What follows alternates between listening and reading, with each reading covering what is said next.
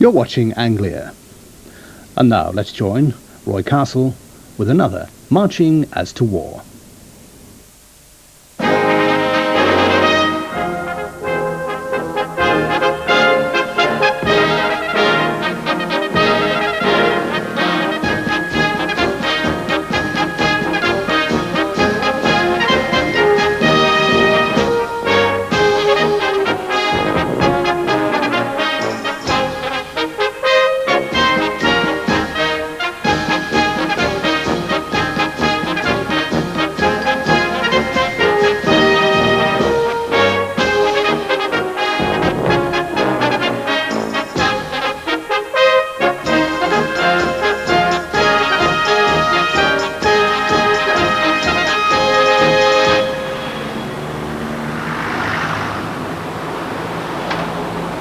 Hello. This building behind me in Kennington Park Road, South London, used to be a pawnbroker's shop. In 1849, a young lad came here looking for a job. What's your name? William Booth.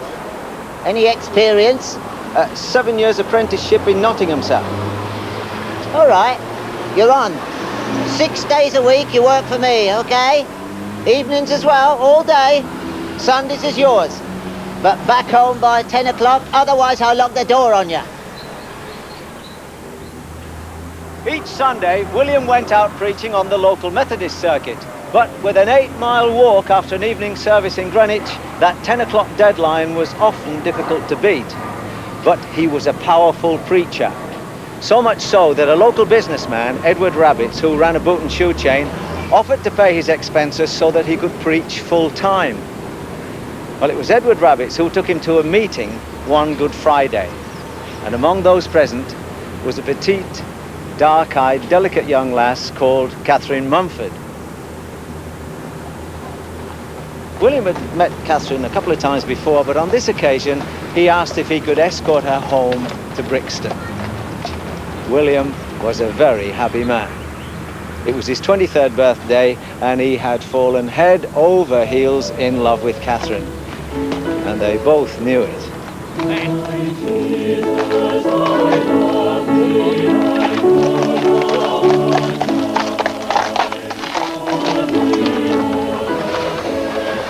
I'm sorry to cause you to leave the service early, but thank you for escorting me home.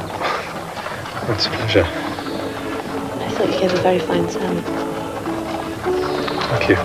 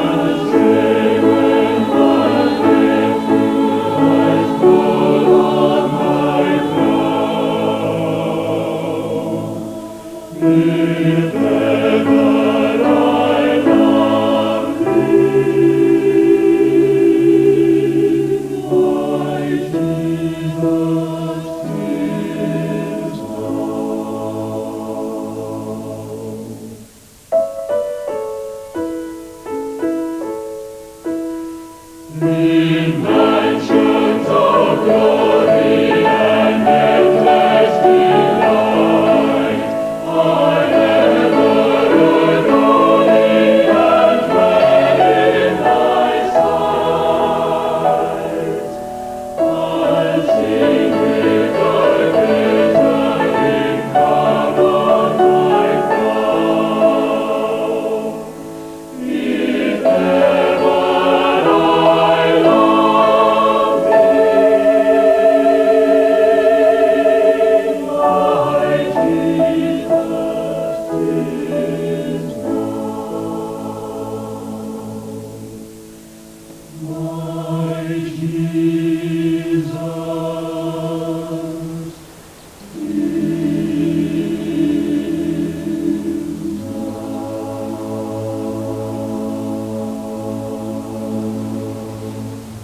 But the young lovers were soon parted. William was offered a Methodist circuit in the Lincolnshire Fens around Spalding. And although it was just 100 miles from London, there was no nipping down the motorway in those days, no reassuring voice on the other end of a telephone. As far as William was concerned, he'd left his beloved Catherine on the other side of the world. The postman was their only link. My dearest William, ever since you went, I have gone to bed much earlier and have not dreamed about you once, to my great disappointment. Was pleased to hear you had about me. It would be a comfort to see you, even in fancy. I was really ill and thought much of you. Oh, how much I wanted your hand on my aching head. Got better, went and preached, and then came home and made a hearty dinner of goose. I fear, my love, you are not sufficiently careful as to diet. Do exercise self-denial in these things. As to preaching, I am all anxiety about you. It is monstrous to think of you preaching 10 sermons in 1 week. If you do so again, I shall be quite angry. But that didn't stop him asking her for a helping hand. I want a sermon on the flood, one on Jonah, and one on the judgment. Send me some bare thoughts. Nothing moves the people like the terrific. They must have hellfire flashed before their eyes, or they will not move. Beware against mere animal excitement in your services. I do think noise made by the preacher and the Christians in church is productive of evil only. I don't think the gospel needs roaring and foaming to make it effective, and to some it would make it ridiculous. Well, when an excited animal tipped William out of his trap, and William continued using it, Catherine was furious. You doubtless hurt your back with falling, and then you go and risk your life a second time without necessity. This displays a sad want of prudence and a sad forgetfulness of me. Pray, never ride behind that horse again if you love me. But there were dangers other than physical ones. My dearest love, beware of ambition. Ambition, even to save souls, may not be good. But ambition simply to glorify God must be. Tell God your will and desire is to be holy, leaving Him to choose your employment and position. Thank you for your good advice. You have more to do with my resolves and struggles than anyone. She was clearly upset at William's suggestion that she had more influence on what he did than Jesus. Dearest, think not more of me than you ought to think. I do want to be next to Christ in your affections. I am glad to hear you say you love me best when you love Jesus most. It is a good sign. The nearer we are to Him, the nearer we will be to each other. I do think that On June 16th, over 3 years after that momentous carriage ride to Brixton, William and Catherine were married by the Reverend Dr. David Thomas at Stockwell New Chapel. They spent a week's honeymoon at Ryde in the Isle of Wight, and the second week conducting a preaching mission in Guernsey. That's the sort of people they were. That was their story. That was their song.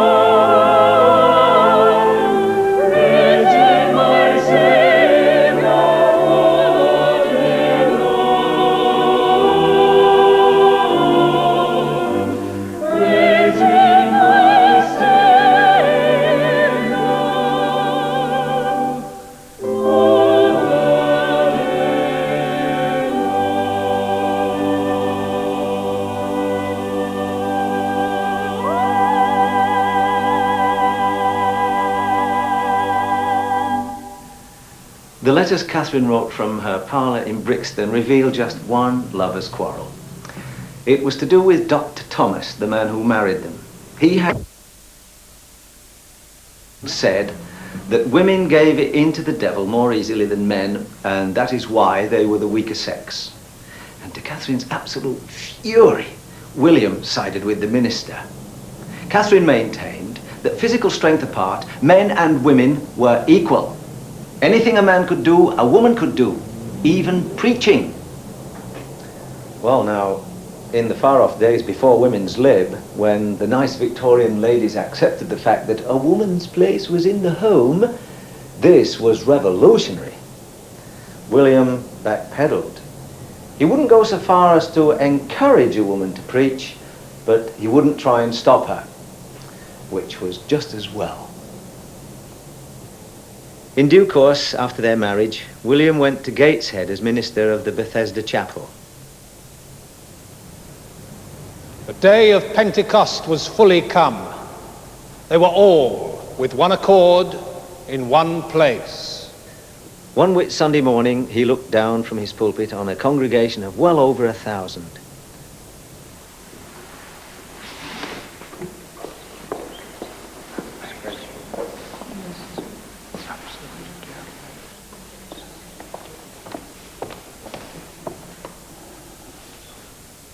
William, I have something to say.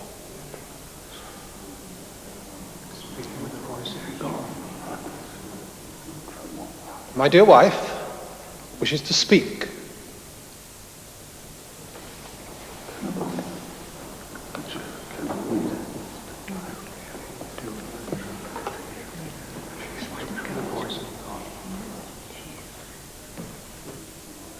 My dear friends, many times God has moved me to speak, but I have lacked the courage to do so. Today, I must be obedient to the Spirit. The Gateshead folk were stunned. Their minister's wife was such a shy person. I didn't know she could talk like that, man. She's got power. And there appeared unto them cloven tongues like as of fire, and it sat upon each of them. And they were all filled with the Holy Ghost, and began to speak with other tongues, as the Spirit gave them utterance. Now when this was noised abroad, the multitude came together. Catherine was to go on to greater triumphs. For nearly 30 years after that, people packed churches and chapels, Salvation Army citadels, and even the Albert Hall to hear. Behold, are not all these which speak Galileans? And how hear we every man in our... When Booth founded the Salvation Army, it was logical right from the beginning that women officers should preach and act with the same authority as men. And they certainly justified themselves. There wasn't anything that was too tough to handle. In fact, Booth often said that some of his best men were women. That was certainly true of his wife and of his daughter Kate. Catherine Booth was a minister's wife. She visited drunks and dealt with down and outs. She became a preacher and a writer, but she was also the mother of 8 children, 3 boys and 5 girls, of whom Kate was the eldest. Only a mother like Catherine would have let Katie do what Katie did.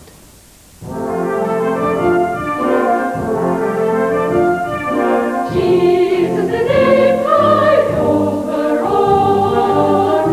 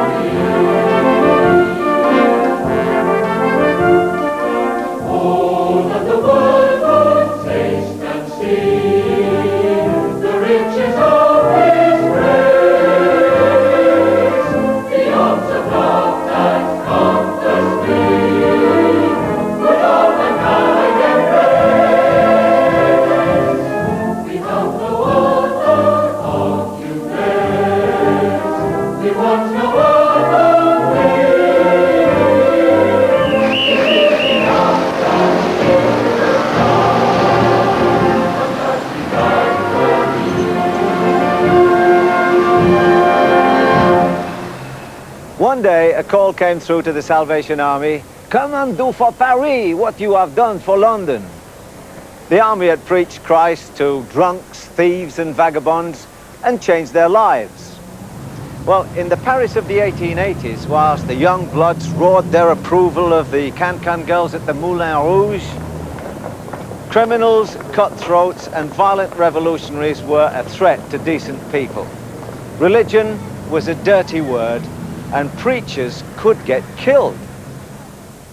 It was into this vicious underworld that the Booths sent their 22-year-old daughter. Her only companions were 19-year-old Florence Soper and 18-year-old Adelaide Cox. The girls hired 2 rooms in a rundown tenement occupied by prostitutes and rats. These fading trade signs in an alley just off what was the Rue d'Angoulême show that it was an area of small workshops and forges. The girls cleaned out a filthy old factory building to make the first Salle de Salut, Salvation Army Hall.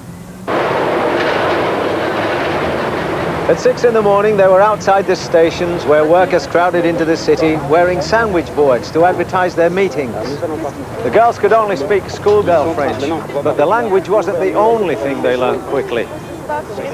They pinned their bonnet straps instead of sewing them because men drinking on the boulevards used to grab them from behind and try and strangle them. But they got their audiences, some of them so vicious that the police refused to enter the hall. They made fun of the girls' uniforms, they mimicked their accents, they laughed as they knelt to pray, and lit their cigars with pages of the Bible. But the girls kept at it. Kate got quite a reputation for singing and praying in bars and bistros.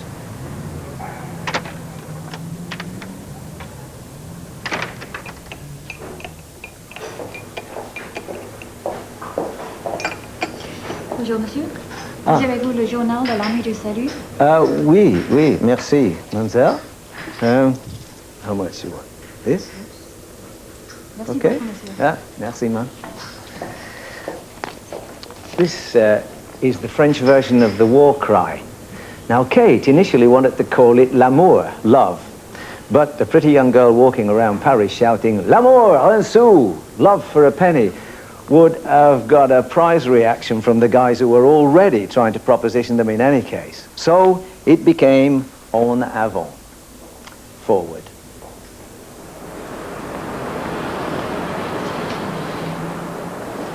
Kate wrote a song called Aimez toujours, malgré tout, aimez toujours, which means go on loving whatever happens.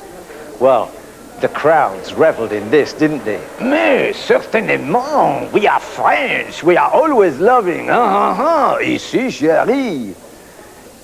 To the Parisians, the girls had become a source of entertainment.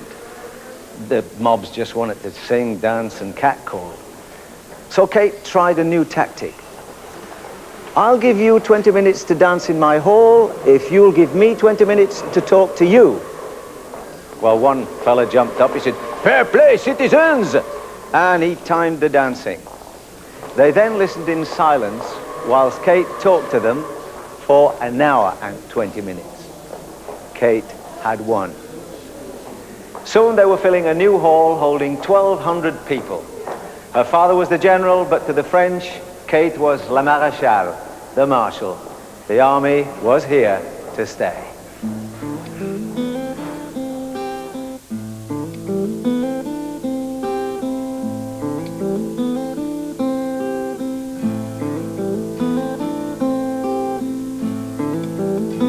A sweet-faced girl singing in a French cafe.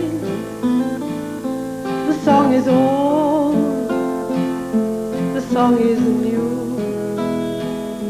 Her words are echoing inside our hearts today. song is old, the song is new. To go on loving in spite of all. To go on loving at heaven's call. Love is the only way to turn the world around. Love is of God, in Him love is found.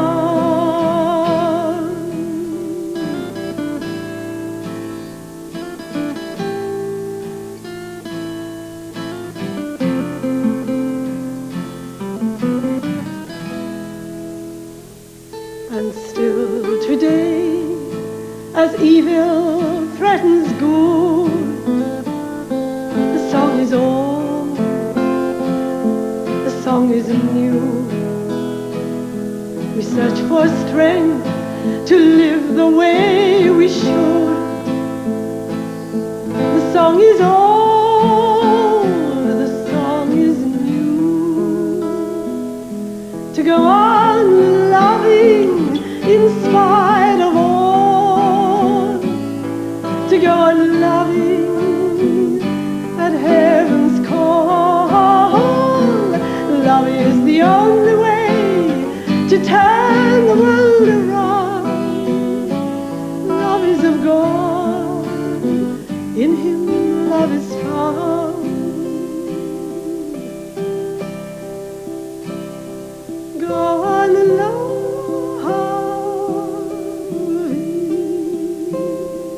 go on loving.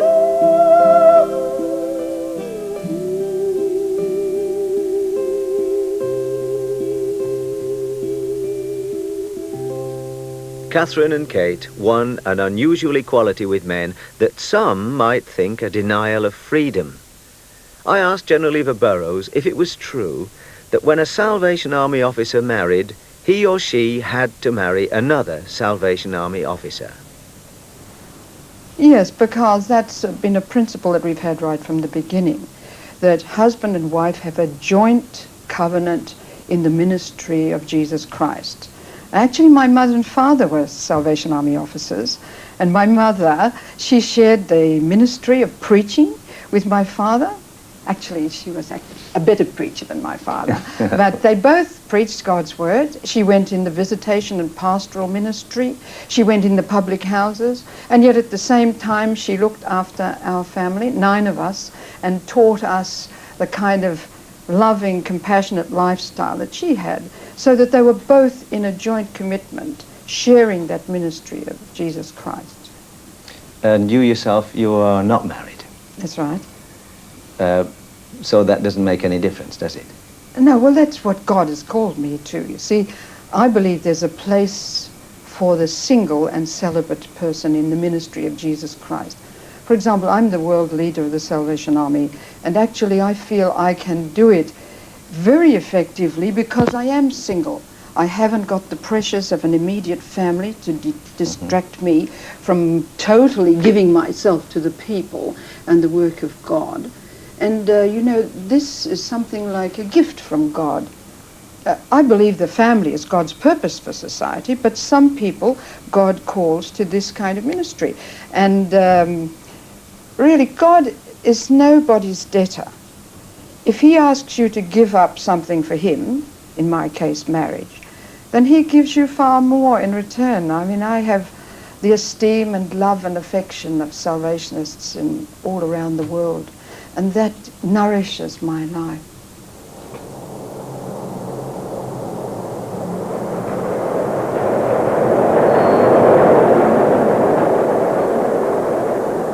This barge down on the Seine used to be a wartime block ship.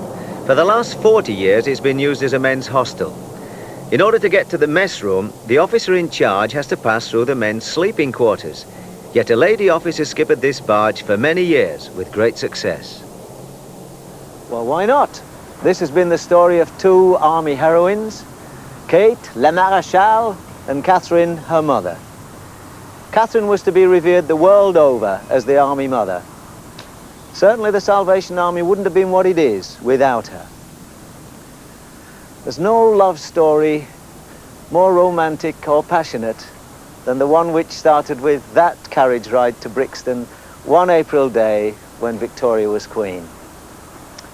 Yet, much as they loved each other, William and Catherine tried to love God more.